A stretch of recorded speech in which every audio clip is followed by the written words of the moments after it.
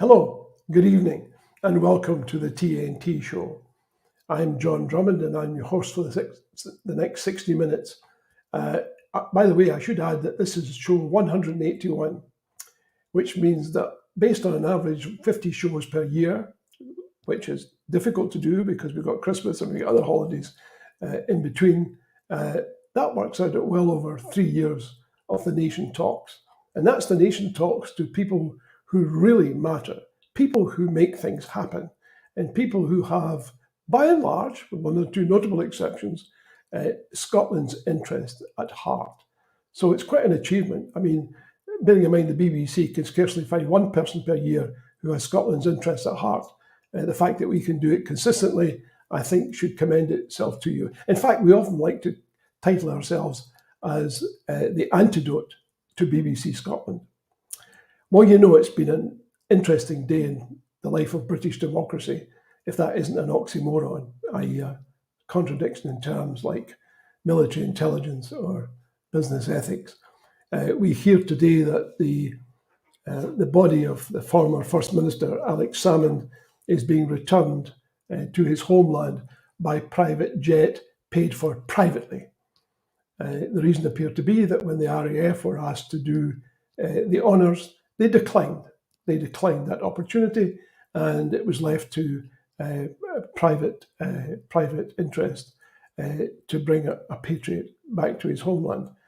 Some people might regard that as scandalous, bearing in mind that there was a time when cats and dogs were returned from Afghanistan and elsewhere because it suited the British state on PR terms. We also gather that the efforts to obtain a Scots visa for people who want to come and work and study in Scotland has now been rejected out of hand, which is frankly extraordinary.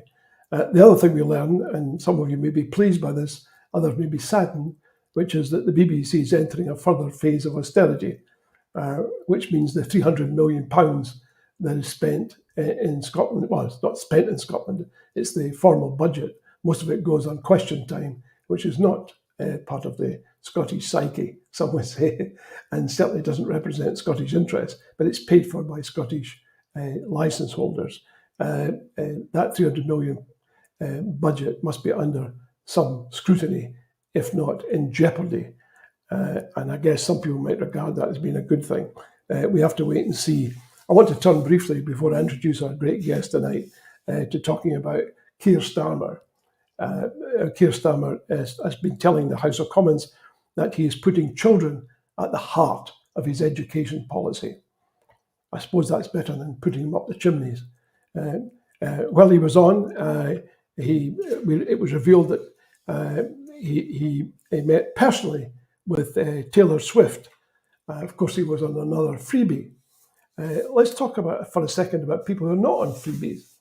I want to give you some statistics which I found shocking. These were released today.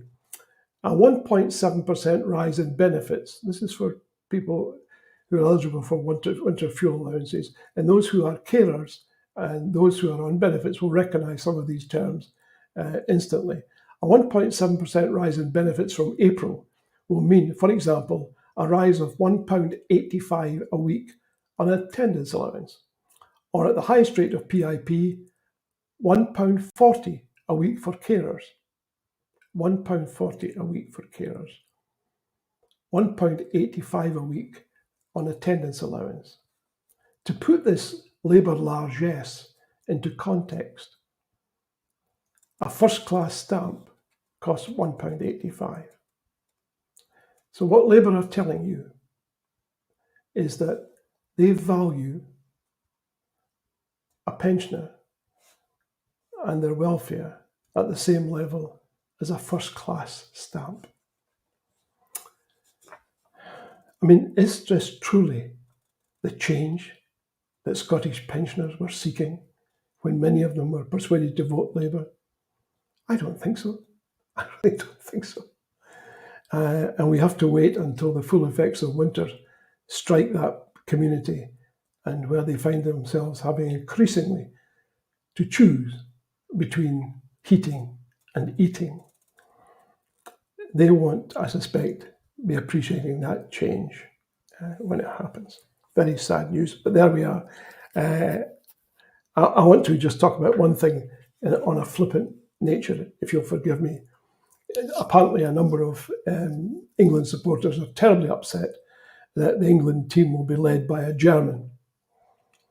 All I can say is wait till they find out about the royal family, which, of course, until the First World War wasn't known as Windsor, but as Saxe-Coburg. Thomas Tuchel, I wish you all the very best. Now, our guest tonight.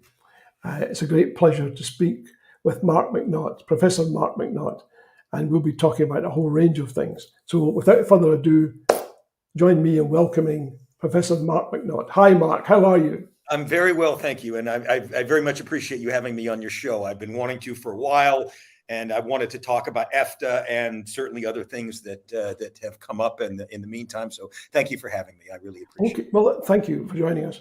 Why don't we talk a little bit about the ex-First Minister, first of all? Because I know he spent some time with you. Yes. Tell us about that and how you feel.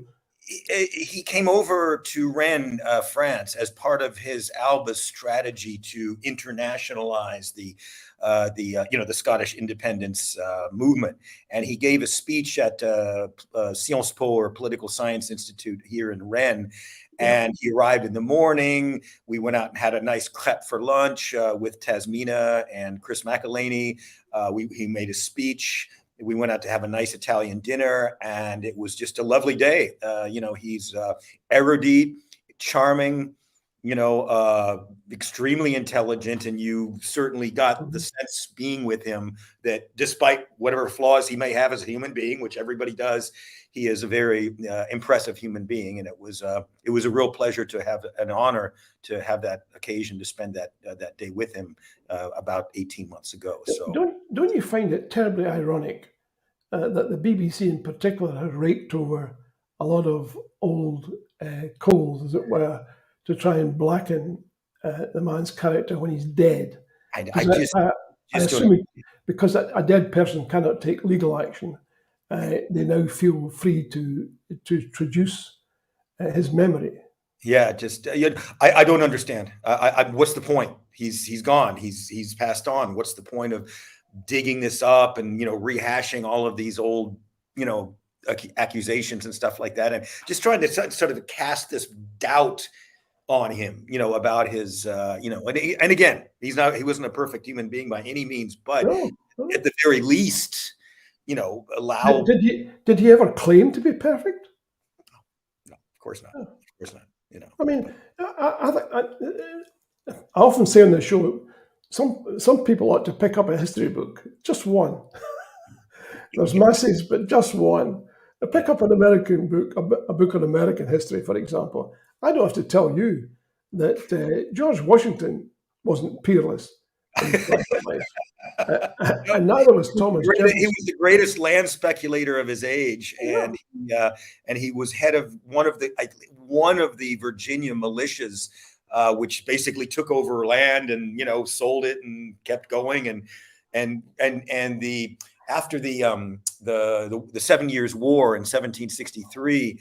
One of the big complaints was that the British had drawn the proclamation line, which prevented the American British colonists moving further west of the Appalachians. And they said, no way, you're not going to stop us. And that was one of the impetuses which led to the American Revolution. So, yeah.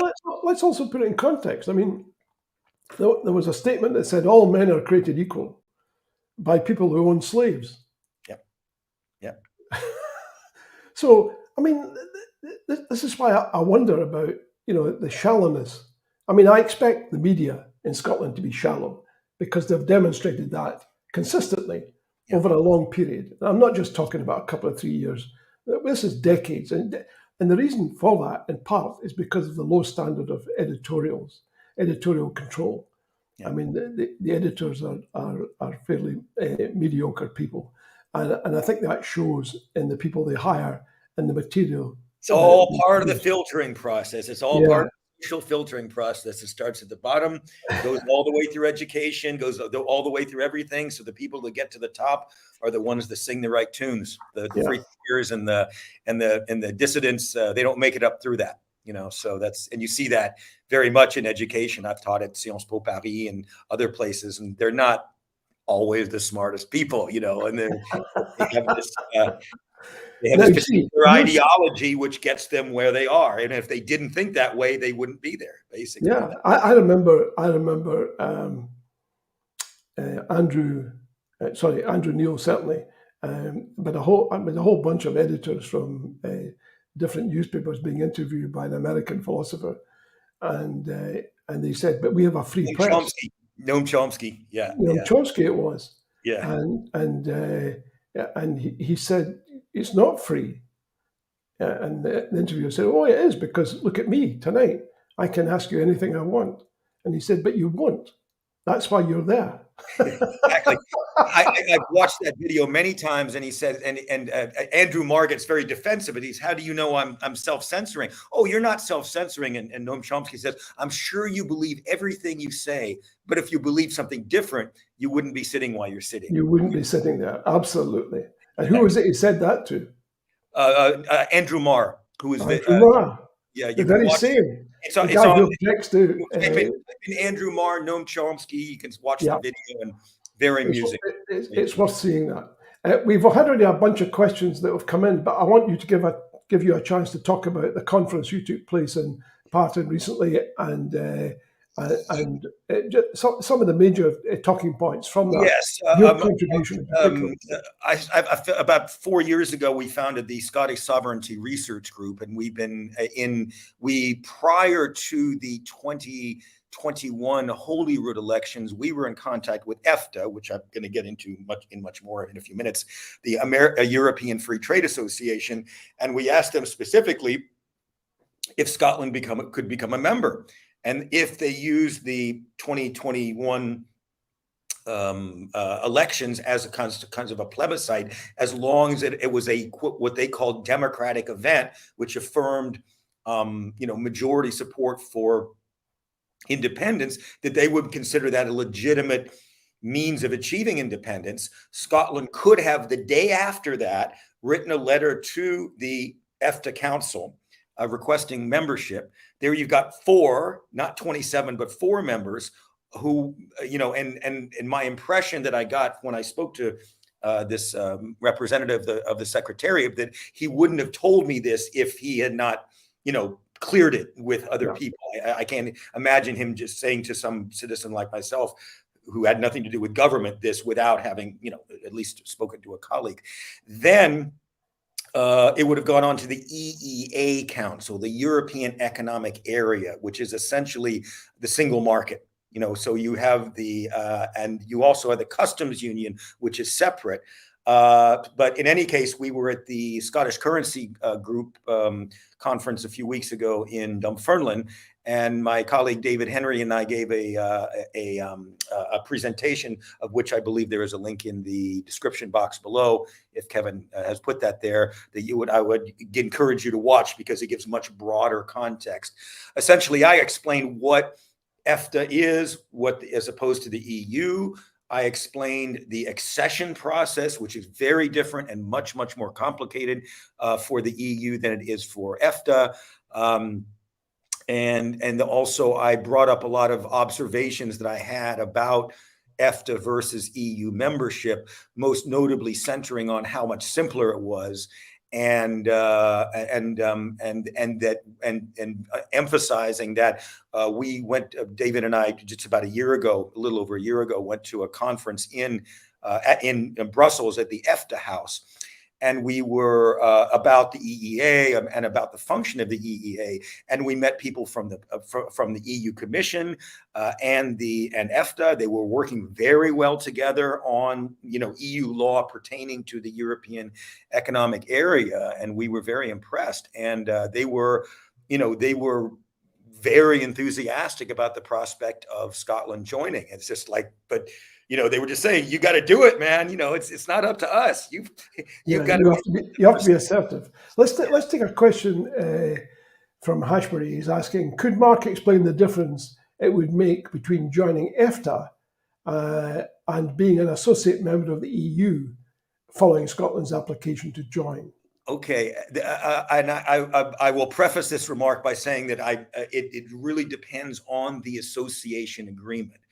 However, but when you become part of the EFTA and then EEA, you are already part of the single market. That's not that, and that, again, that's different from the customs union, and that's a separate issue that would have to be addressed. But as I understand it, these accession agreements are often very neoliberal demands. For example, just prior to the coup d'état in Ukraine back in 2014, the EU had presented an accession agreement to Ukraine.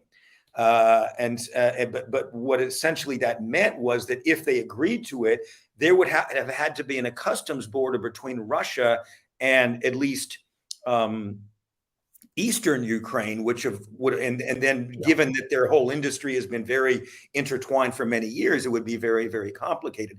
But often they've made demands. Oh, you need to privatize this. You need to get rid of this subsidy. It's kind of like what the IMF does in their structural adjustment programs. You need to conform your economy to this increasingly neoliberal model. Yeah. So given the fact that, if given a choice, of course, I would have choose, the EFTA, EEA, but the accession agreement is just one step. And then along the accession process, it's even more complex. So what I would say, just to broadly state, it's so much easier to join EFTA, EEA first, and then see about EU membership later. There's nothing that prevents EU membership after EFTA, EEA. After all, Great Britain, Portugal, I believe Austria, Sweden, I think, were members of the of the EFTA before becoming members of the EU. So there's no reason it can't be done. There's no impediment to it. Give me your thoughts on this. This is a comment. It's a question, but it's largely a comment. Staying in the single market while keeping the EU at arm's length in the company of other small wealthy nations like Norway, Switzerland, and Iceland, what's not to like? I cannot argue with that. I did want to specify that the relationship with Switzerland with the EEA is more complicated because Switzerland is a part of EFTA. It does respect the 4 freedoms of movement of workers, goods, services, and capital. But it's done on a different basis. It's not done through being a signatory to the EEA convention. It's through a lot of bilateral agreements that are really complicated. And they made a recent effort over the last couple of years to kind of modernize and get it together into a coherent treaty, and it kind of fell apart. So that's just one thing to add. But I can't argue with being in that company is not bad company to keep. Is it the case that Switzerland is also part of Schengen? I'd have to check on that. I believe so. I think they all are. Yes, I believe that all because that's very valuable. I mean, I have family members who are busy changing citizenship because they want what people in Ireland have. Yeah. In other words, they want to be able to travel freely and be educated freely and to take up jobs freely. These are all the things they had before Brexit. Yeah, but that is a central question. I had the honor of speaking to Michael Dugan on a couple of occasions. He's the preeminent, at University of Liverpool, one of the preeminent scholars on EU versus EFTA law. And he pointed out that the 2 big decisions are currency, which we spoke about, and I think we all agree that Scotland needs its own currency, but also whether Scotland wanted to be in Schengen or not, because as you well know, there's the common travel area within Ireland and Scotland, which is functioning, I think, fairly well. And Scotland couldn't be forced to join Schengen. And if it did, there would be a harder border, and there's more. It would be more complicated. But it's not necessarily one is good or one is bad or necessarily preferable. I know we have. That's an important decision that needs to be carefully considered of whether Scotland would join Schengen because I do believe that all 4 EFTA members are members of Schengen. That's what I'm hearing now. It says Switzerland are not in the Customs Union, but they are in the EEA. Yes, and the other members are also not in the customs. None of the EFTA members are in the customs union. However, that doesn't mean that Scotland couldn't join the customs union if they asked the European Commission. Why not? I'm always intrigued by the high comfort level that the European countries have when it comes to associations and connections. For example, we're just about, I'm not quite sure if it's been finalised yet, I suspect it hasn't, but Gibraltar is about to move into a very anomalous condition vis-a-vis Schengen. As I understand, this is absolutely the case as I understand it, though it sounds as if it's a joke. So do forgive me. But the reality is, as I understand it, based on the negotiations between the UK and Spain, because Gibraltar voted 98% to remain, concessions have to be found. In the case of Northern Ireland, it was pretty straightforward. There were international laws, and these couldn't be breached without upsetting the UN. The Good Friday agreements. However, in the case of Gibraltar, it was purely moral pressure, because the Gibraltarians have no political pressure to speak of. So, and of course, they have political pressure with Spain, but they don't want to exercise it because it would result in a complete change in their constitution. But here we are.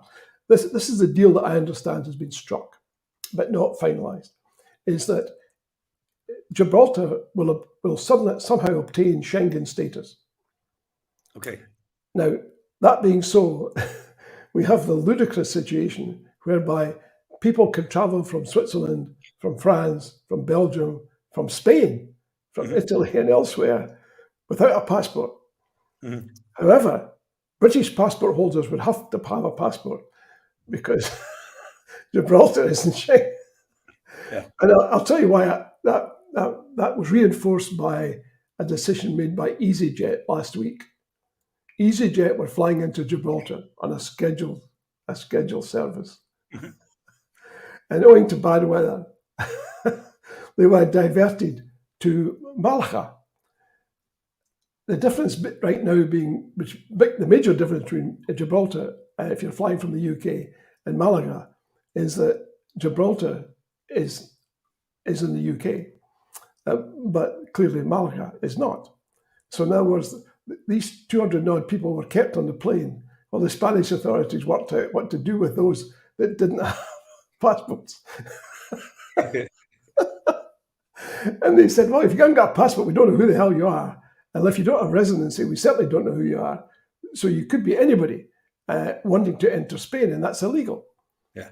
So they sat on the tarmac for 2 to 3 hours while folks tried to work out whether they could legitimately enter Spain, because they couldn't go to Gibraltar. And I think maybe what was worked out in the end was they got buses. Yeah. And I assume the buses had to be sealed. Yeah, locked. I mean, you could not make this up. You really could not. Now, I don't think it's made any of the British papers, but it is. You get these weird outcomes of Brexit. I don't think we even scratched the surface.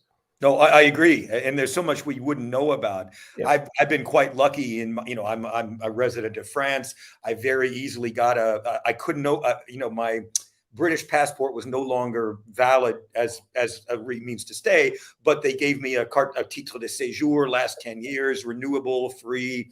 The only thing that really made a difference for me was I can't vote in the local or European elections, but that's pretty much the only difference. Yeah. My sons have French nationality, so they're not affected. They're still EU citizens. So, luckily, for me, but I know for other people, it's been a hell of a lot more. I know. Well, it's crazy for me. My daughter-in-law is Polish, and she's applying for Portuguese citizenship because that's where they live. Yeah. But already, she and her kids can travel all over because they're Schengen. Yeah. I cannot.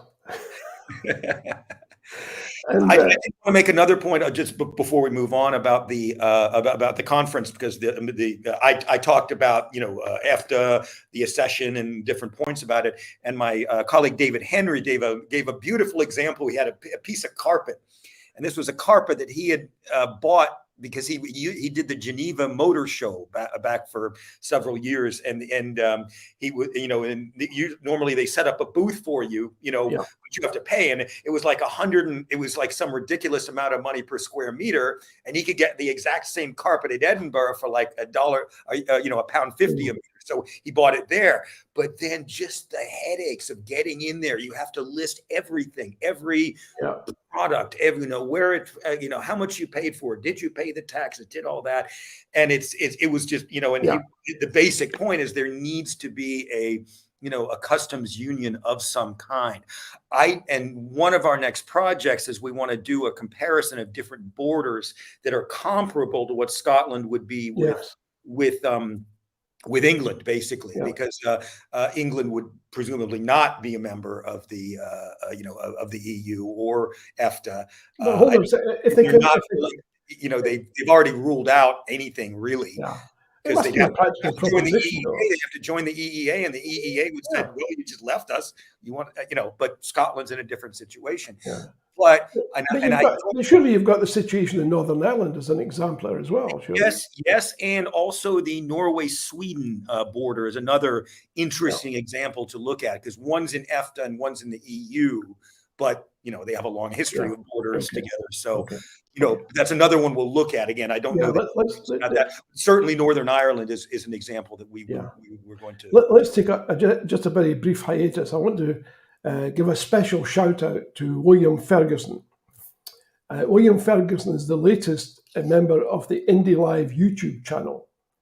And you can all join the Indie Live YouTube channel for a very modest outlay, which isn't even remotely close to the £168 per year that you need to pay for a license fee to watch BBC. So there you are, folks. William Ferguson has taken up this fantastic opportunity, and I would encourage all of you to do the same, because in addition to getting quality programming like this, where you get experts like Dr. Mark McNaught for a full hour, when was the last time you saw an expert on EFTA talking directly to you on the BBC? Point me, right? So here you are. You get this. I'm honored. I'm honored to be playing this role. And it's a privilege to be talking to you. So there you are, folks. It's a damn sight less than 168 quid per year. In fact, it's probably going up for all I know as I speak. So there you are. You've made a major saving, William Ferguson. Welcome to you, and dare I say it, to everyone else who cares to join the Indie Live YouTube channel.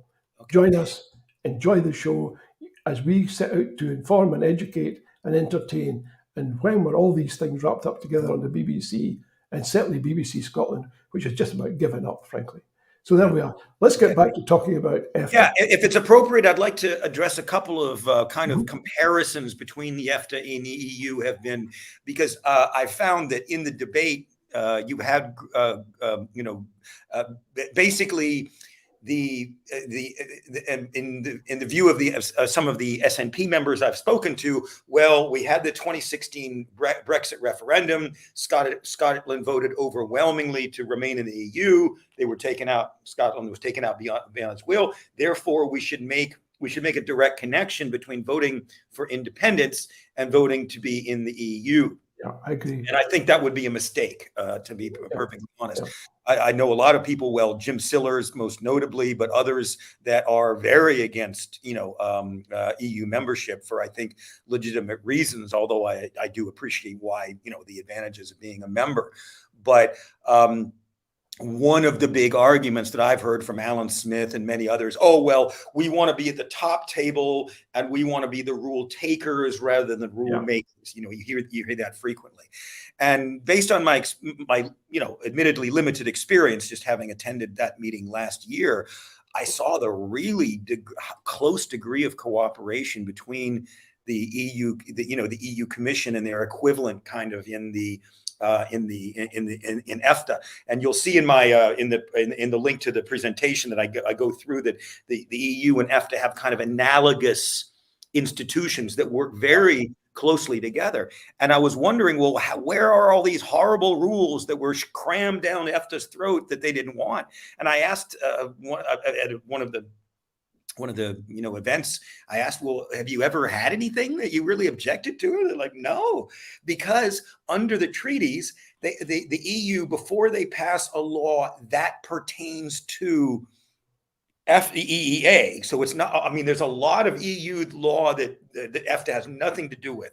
There are 35 chapters of the EU acquis covering, pretty much everything, and you have 51 different EU institutions.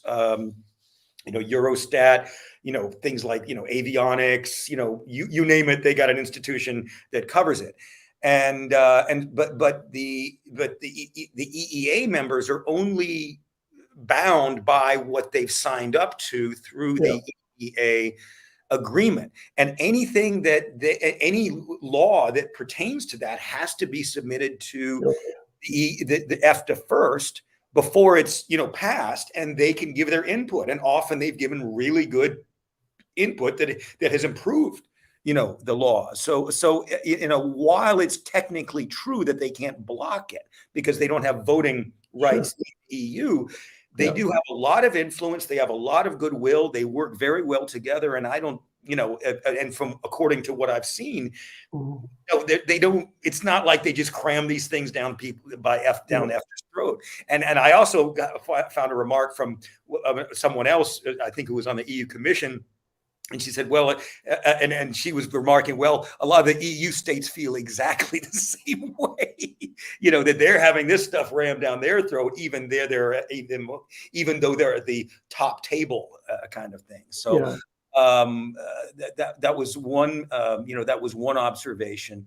Also, and I'm disturbed, to be perfectly honest, the direction that the EU has, gone in the past decade or so. When I came because of the EU. I was able to get British citizenship, to get a job in France. And at that time, it was a really, positive, but they didn't really go beyond, just kind of a free trade agreement, freedom of movement, overseeing the treaties, organizing these laws. But now, the stuff they're doing with NATO and, I think there are echoes here of how the US comported itself. All of a sudden you've got, instead of self-governing states, all of a sudden you've got this united federal system. Yes. And not everyone is entirely happy about giving up chunks of authority. Exactly. And that was, just very quickly, that was one of the major points that was made in these presentations at EFTA, as we, as EFTA states, we value our sovereignty more than collective decision-making that's done at the EU. So they value that sovereignty. Yeah. And you can say, oh, well, the EU states would say, well, we're sharing sovereignty in these big issues, and which is technically true. But I look at Hungary and right now, and Orban, and whatever you think about Orban's policy, he's been threatened that, they're going to block funds to Hungary because he doesn't agree on the funding to Ukraine. Again, regardless of what you think of that, and he's on the rotating presidency, and the degree of contempt with which they treat him is, a shame, again, and you don't have to agree with his policies on Ukraine or Russia or whatever, but the way that the EU and Serbia is similar, in a similar situation, they're getting bullied because they disagree with the policy towards Ukraine. And I don't like that direction. And I don't think Scotland needs to be part of that. Maybe down the road, if it's an improved institution, maybe, but for the time being, EFTA first. Roll with it. You're rolling with some, great countries. So here's a quick thought. We know the support within Scotland, by and large. It varies depending on who's doing the polling and when. How much support there is for EU membership. Sure. do we know what support there might be for EFTA membership? I don't think people, I mean, I'm just being brutally honest. I don't think anybody, well, in any kind of real quantity knows what EFTA is. And that's part of what, I'm trying to do here is educate people on what it is. I mean, I watched, I followed the Brexit debate pretty closely, and I never saw one mention of, oh, well, maybe we could, maybe instead of, complete withdrawing from the EU, we could have an EFTA type situation. I maybe saw one mention of that, but in the press in general, nothing, zero, zilch, as you know. And so just discussing the, the pros and cons in a rational way. And we year or so ago, we wanted to, we didn't do it, but we wanted to do a debate in EFTA about EFTA versus EU. And we invited people from S for EU, but they didn't want to. They didn't want to even debate it, and even more damning, I won't name names, but I can't remember the names, so maybe that's fortunate. But I contacted people in the Scottish government that were supposedly in charge of international treaties, and I said, "Can I have a phone call, a Zoom call, and I could just talk about it?" Canceled it. They didn't even want to talk about it, and that's no surprise. We invited the minister. I know we've talked before about their reticence. We invited the minister for the Constitution to come on and talk about constitutions, and he said, "I'm really not prepared to do that." But that may be down to the very narrow definition that people generally, all politicians, I think, have of the Constitution. We're still waiting, by the way, for Stephen. I know. But I was amazed that this guy, whoever, he was the head of, he was the government minister, whatever, in charge of international treaties, thinking, I guess, sort of thinking like, okay, we're going to have international treaties if we become independent. And he didn't even want to talk about it. He didn't even want to discuss it. I think there's an issue of not surprising, given as both the experiences that you and I have had in dealing with the Scottish government. It is very the Scottish government is noteworthy and notable for being non-assertive. It reflects, I think, the SNP's approach to the Constitution. I.e., we have there's a box that we operate in. And our job is not to change the contours of that box. It's to work within it as efficiently as possible. Well, that's not independence, that's devolution. It's a different creature entirely. And the trouble with trying to work within the box is that the contours, the perimeter of the box, are set by someone else. And there is an argument which I find comical, which says if we're very nice, maybe the people who set the box limits will modify the box in order to make our life a little bit more comfortable. Well, they may or they may not do. The likelihood is that if you don't try to push the limits of the box, they will never learn the important lesson, which is that you cannot be contained. And the difficulty with that is that they will actually go in the opposite direction. They will take the box and they will shrink its dimensions until it becomes unbearable. Why? Because they can. It's just, why would I, if you don't object, right, to my objection, you don't put up a fight. You don't put up a fight, a real, rhetorical objections, and this is running over sovereignty. You're not respecting the will of the Scottish people. I mean, and making these types of arguments that just are not forthcoming from the current SNP government, or really since Salmond, really in any of kind of the main. So what do you think is going to happen now after the demise of Alex Salmond? Do you think the Scottish government will go up here? It's just been a few days, of course, and I've been speaking with my colleagues and all that, but we need to reorganize in a fundamental way, I think, and there needs to be, I would hope that if there is, assuming, in 2026 that there's another Holy Root election, that we could, help organize it as such that it would be used as a plebiscitary election, that we make contact with other countries, including the EFTA countries, of course, and say, this is what we're doing.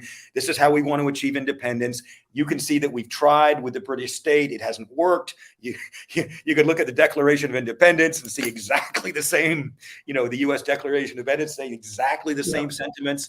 And maybe it works, maybe it doesn't. I don't know, but it's got to be at least tried and just pick away at it. And I'm just concerned with this leadership at this point that they're not willing to.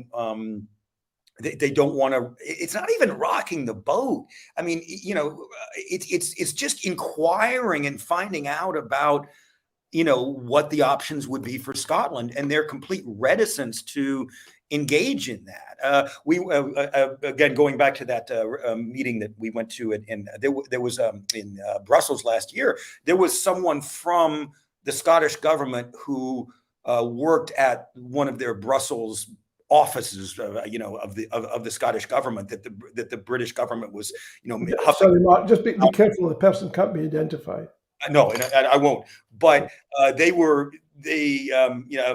my colleague David asked a question about Scotland becoming independent, and he said, "Don't let it be making on that I asked that question." I mean, sure. Because but they're always under this pressure, but even just things like going to an EFTA meeting and finding out about how it works. It's not even rocking the boat. It's just getting basic information, and they seem unwilling to, really even try. That's my impression. And I mean, that both Elliot Bulmer and I have submitted constitutions to, the Scottish government with, but with varying results. But it's almost like Elliot's constitution is a state secret that they can't even put out there, for scrutiny. And well, let me tell you something. I mean, this is an appeal to everybody who operates in the Westminster Parliament on behalf of MPs. And it's this. Some time ago, when we interviewed Stephen Flynn, I asked him a simple question. He replied to all of my other questions with enormous eloquence. On this, he was silent. The question was put very clearly. The SNP policy is to set up a constitutional assembly, whatever the term was, but a grouping of people who were interested in the constitution. And they said they were going to do that. Apparently, it's not only SNP policy, but it's also Scottish government policy. And I asked them, the question I asked them was, who's in charge of that and how do we get in touch? And that was almost 6 months ago. Yeah. I've written to his office twice and received no response, not even the courtesy of a reply letter saying, we're terribly busy just now. Not even that. And frankly, I find that unwholesome and, dare I say, unprofessional. It was the same again. It was the same when I was asking about EFTA. They said I contacted him by email. He said, "Oh yeah, I'll talk to you next week. When are you free?" I said, "Thursday, Friday, Wednesday, Thursday, Friday. I'm free all the time. Just give me a time and we'll set up a link." Heard nothing. Got back to him, and then and then I didn't even get a reply from him. I got a reply from someone else saying, "No, sorry, we don't want to have a meeting about EFTA." Okay. So. Again, I think we're back to this lack of assertion again. Yeah. It's this tremendous fear of upsetting anyone. And I don't think you can achieve much in life if you spend your time fearful. I think your life is better lived, dare I say it, without sounding too philosophical. It's better lived if you're assertive. It's if you push the envelope to see what response the world has. And I say this for another reason, and this is terribly important. I say this to the grandkids as well, so this will sound tedious if not over-rehearsed. I put it this way. I said, it's best to try and change the world, because if you don't, the world will come and change you. Yeah. In other words, there's not a middle position here. There really isn't, right? The notion that you can cower in a corner and hope that the storm will pass you by is nonsense. It's not going to happen. The reason you need to be assertive is because you owe it to yourself as a human being and as a country, as a state, putative state or otherwise, to go out there and engage. Because if you're not engaging, right, which is what you guys are doing, then the opposite happens. is you become disengaged from everything. Yeah. And that's not healthy. I've been following, of course, individual. Just echoing that sentiment at even a more profound level. I've been, watching a lot about what's going on in Gaza and in Israel and stuff like that.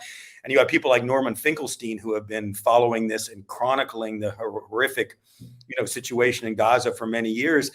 And he was in a position where he almost gave up, but then, he's gotten reinvigorated over the last year, and he's still working for it. And, and if Norman Finkelstein, with something much, much, much more desperate than what Scots are facing, in Gaza, with the Palestinians in Gaza, if they can carry on the will to, make it happen at some point, then, again, nothing's ever been violent in the Scottish independence movement. We all have had very civil discussions and all the like. And so, but I totally agree that even if it's a lost cause, it's still very important to try, and to try to make these positive. Let's come back to that, but I have a question I would like to put to you, Sure. Which is, can Mark explain the difference between EU and EFTA regarding members who nationalise their industries? First of all, I'll preface it by saying I'm not totally sure on it, but as there is some privatization, issues that go on. For example, I live here in France, and we have the SNCF, the National Railway Company, and they've had to do some privatization. Maybe, I don't know, maybe the restaurants on the trains could be privatized, or certain things like that, but not the maintenance of the track and this type of thing. And in my view, I think that there are natural monopolies that should be owned and run by the state: the electrical grid, the railroads, the water system, the phone system. That should be nationalized, and you need to mention health. Allowed right back into investing into that, and making it better for everyone. And this whole idea of like with the railroads, where these absolutely the big one for me is health. Yes. And you don't want to go where the U.S. You don't want to go the American way. That's for sure. Heavens above.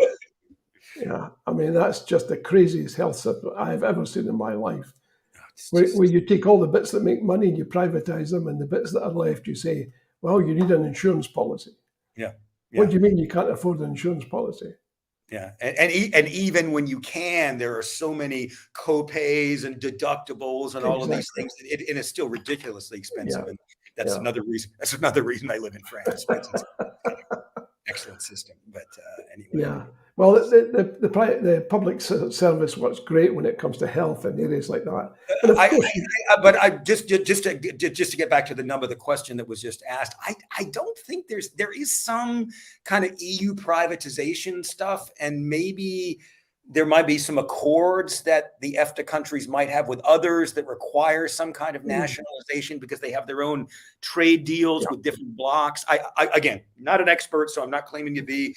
But I think that the countries are pretty, have a pretty good autonomy.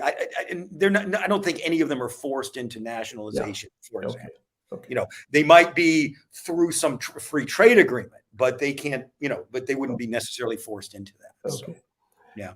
While you were talking, and while I'm reading the comments, and by the way, let me explain, folks. If your question hasn't been taken, it's not that it's not important. Rather, we've only got a limited time. I know I said at the beginning we've got a full hour, which is more than you get elsewhere. But that hour, when it's occupied by people who know what they're talking about, goes by quick. Soon goes. And also, there are so many topics because the mainstream media don't cover Scotland to any degree that could be regarded as remotely meaningful. It means that we have to try and cover all of these issues, and there just isn't enough hours in the day. And I know somebody said, well, there are so many shows in Scotland on Scottish issues, it's hard to keep track. Well, there you are. Somebody somewhere ought to be keeping track somewhere, but you need to invest. And, the old story is that, you only get what you get out of it. And that's the reality of it. But the important thing here is that I wanted to mention one other thing. Mark was eloquent about the important role that Alex Salmond, the former First Minister, had. I just wanted to bring to your attention, and because somebody was kind enough to remind me last week that I interviewed Alex Salmond quite some time ago, I hasten to add, and that's available on YouTube. So you ought to be able to go to the Independence Live YouTube and just stick in Alex Salmond. And if you want really to understand, and this was some years ago, by the way, what he was about. I mean, I was the person asking the terribly naive questions, and he was the guy responding with the hugely eloquent, entertaining, and profound answers. And that's what I expected from him. He set a high bar, and to me, it was hugely entertaining to hear somebody talk about complex issues, but in ways that were easy to access. Yeah. And very few of us have that gift. It's a really very quickly. I do. I need to get my hands on it, but we have a recording of the full day of Alex Salmond when he visited Ren here about 18 months ago, and I promise I will try to get those into digestible things and put them on YouTube, because he was very eloquent in his remarks, and very good question and answer. So I promise the Independence Live people that I'll try to get that up soon. That would be good. I mean, and the other interesting thing, I think would be very befitting. I don't know what recordings have been made, but that was a very meaningful speech that he gave at Sciences Po, and the question and answer session was excellent. And so I will strive to make that available on YouTube. Well, some of these contributions, if we can dig them out and people can access them, will help to balance up the enormous negativity that we were talking about earlier. About here's all the things he was accused of, and I mean, this is, I mean, people need to understand. We're talking about people here. We're not talking about paragons of virtue. And believe me, folks, especially politicians. I've lived longer on this planet than most of you, and I can tell you categorically there are no paragons of virtue. They may tell you that they are. They are not telling you the truth. They all have feet of clay, every single damn one of them. Now, they may not fess up to it, but that's the reality. So to say about somebody who has made a huge contribution to the life of Scotland, oh, look at this little corner of his life. Well, frankly, they need to go and grow up a little bit, because that's not what's important. Look at the achievements. I lived in Fife, I have to tell you. And I used to have to pay tolls to travel back and forth to Edinburgh. Not after Alex Salmond got into power. I didn't, right? Now, you may say, well, you're just talking self-serving. Yeah, maybe I am. But it's self-serving for a hell of a lot of people. Exactly. And you have to own up to that. And you have to say, well, I benefited. And other people did too. Thousands upon thousands of people benefited, right? I didn't see that in any of the discussions about his demise. So it's good to have an opportunity to try and rebalance that discussion a little bit. Yeah. We've probably got about 7 minutes to go, Mark. Sure. Take us through any salient points that we haven't covered today. Well, let's see. Just over EFTA EU, again, just to summarize, the accession process is much, much easier. If Scotland wished to join the EU, they would have to first. There are many accession criteria, and even before beginning the process, Scotland would have to have its own currency, because you have to have these structural adjustments and all the stuff to GDP to debt and all that you have to do to get into the euro. You don't necessarily need to be. You can't necessarily be forced into the euro, even if Scotland did join the EU one day. Sweden is an example where they're supposed to go in, but they kind of fudge it, and they can't really be forced to. So you do have these anomalies within the EU. But even if Scotland were able to carve out sort of maybe what UK had for a while, it's so much simpler just to join the EFTA first. They would love to. Just a quick story that my friend David. When we were in Brussels, we put a few flyers around on the tables in the EFTA place, and one of them had a picture of the flag of EFTA, which has the four four flags over it, of the EFTA members. And we found our colleague Jeff found one from before when they had, I forget who was there before, when they had 5 flags, and he just transposed the Scottish flag at the top, of course, at the top of the little semicircle, and the woman who was Asdes, who was she ran the place. She said, "Did you see this? Did you see this?" I mean, the enthusiasm was overwhelming for Scotland to be a member. And we also met I forget his name, and I shouldn't say what his name is, but he was a high member of the EFTA court, and he proudly held up one of the things with the Scottish flag on it. And there is no question that Scotland will be completely welcome in EFTA. But the things that do need to happen is that there needs to be the necessary preparation for that, especially in terms of institutional development. Because, of course, you have to correspond to, if you're going to be part of the 4 freedoms, you need to have the institutions to enforce that law. So for the free market, you need some kind of economic development agency. For freedom of movement or workers, you need an immigration agency. And many more. Whereas now the Scottish civil service is largely a function of, is largely an adjunct of the UK government that doesn't even really have separate departments. And so there's a lot of work that needs to be done.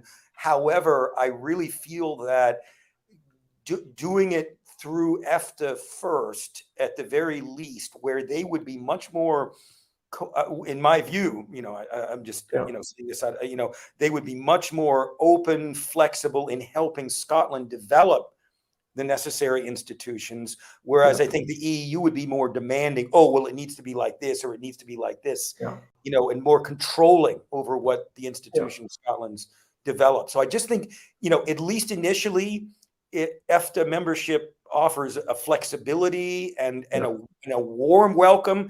I mean, they got the kettle on, believe me. What does Scotland need to do in order to accede to EFTA? It needs to be independent. It needs to have a democratic event that validates majority support for independence, and there needs to be communication with other countries, including the EFTA countries, beforehand, explaining what Scotland's doing, explaining why they're doing it this way, and reaching out to the international community. Also the other the UN, the EU, even the EU, just saying telling the EU we want to join EFTA, but reaching out to everybody, and just saying, this is what we want to do. Will you support us? Maybe there will be some that don't, maybe there's some that will, but at least you're breaking the ice. Sure. Well, I think that's important, and it does suggest that Scotland, in whatever form one determines that, needs to be much more assertive. I mean, Scotland needs to grow a pair and say, up with this, I will not put, and draw a line in the sand. Now, I know that all the legal eagles were saying, well, it's impossible because the Scotland Act doesn't allow this. Doesn't allow that. But, frankly, the Scotland Act allows a lot of things. And the Treaty of Union has been, the Acts of Union have been violated so many times. I mean, you don't get anywhere cowering in a corner, I'm afraid. Because you will be bullied unmercifully in so doing. So you need to grow a pair, get out there, engage positively and assertively, and that's the way you get respect. And I recall quite vividly Alex Salmond saying, in order to become independent, you have to think independent. And that's a key. I mean, that may sound superficial, but in fact, it's hugely it's a hugely important statement that you have to change yourself before you can change anyone else. And you have to assure other people like EFTA, like the people there, that's what you want, and you want to be part of them. But this reticence, we can't even talk to you. We can't even discuss it because Westminster might get upset about it, and whoever, James Cleverly or whoever, he might take away our budget for this or that, and that's not the way you get anywhere. So in other words, you don't have to put up with the media. You can become the media. So, because people often say, well, the media is all against us. Well, it is if you sit back there and just be a consumer. but you can be a producer as well. So that pretty much covers our time tonight.